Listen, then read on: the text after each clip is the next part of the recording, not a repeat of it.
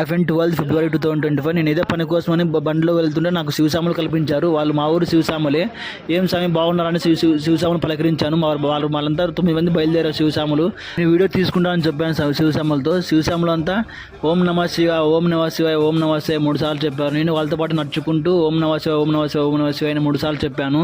శివసాములు early morning లేచి స్నానం చేసిన తర్వాత శివునికి పూజ చేసుకొని నమస్కరించిన తర్వాత కట్టుకున్నారు. ఈ విధంగా మొత్తం కట్టుకున్న తర్వాత భిక్షాటన చేసి 10 గంటలకు బయలుదేరని చెప్పారు శివసాములు.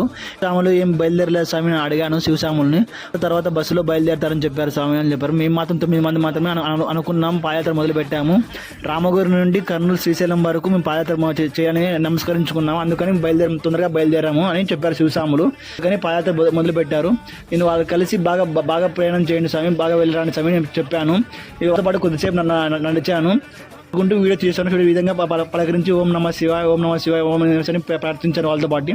నేను శివసాములతో నిదానంగా ప్రయాణం చేస్తూ పాదయాత్ర చేస్తూ శ్రీశైలం వరకు నిదానంగా ప్రయాణం చేసి మల్లికార్జున స్వామి దర్శించుకున్న తర్వాత ప్రసాదం తీసుకొని రాని స్వామి నేను చెప్పాను శివసాములకు.